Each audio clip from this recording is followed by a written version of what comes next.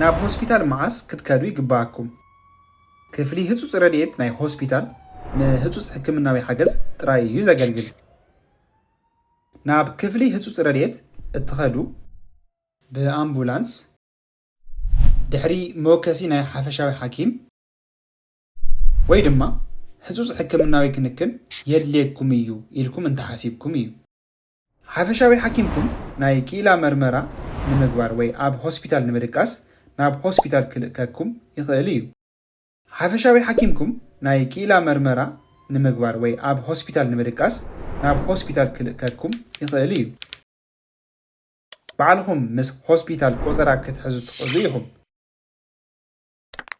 ናብ ሆስፒታልኩም ደውሉ ወይ ብቀጥታ መንገዲ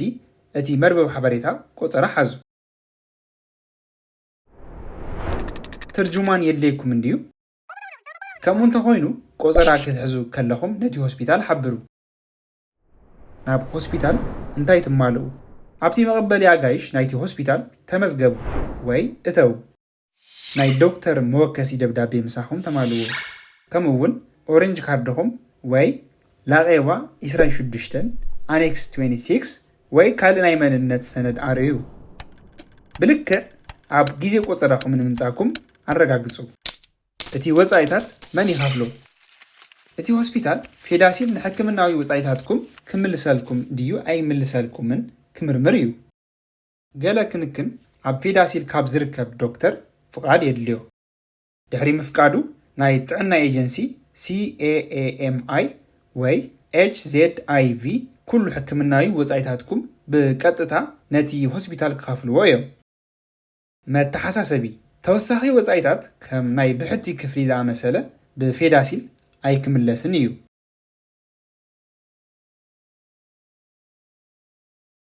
ኣብ ቆፀራኹም ክትመጽኡ ኣይትኽእሉን ቆፀራኹም ንምስራዝ ብዝተኻእለ መጠን ቀልጢፍኩም ናብቲ ሆስፒታል ደውሉ ብዘይ ዝኾነ ማሕበርታ ከይመጻኹም እንተተሪፍኩም ነቲ ወጻኢታት ባዕልኩም ክትከፍልዎ እዚ ሓበሬታ እዚ ኣብ ቤልጅየም ንዝግበር ሕክምናዊ ክንክን ብዝበለጸ ንኽትርድኡ ክሕግዘኩም ተስፋ ንገብር ዝኾነ ሕቶታት እንተሃልይኩም ንሓፈሻዊ ሓኪምኩም ሓገዝ ሕተቱ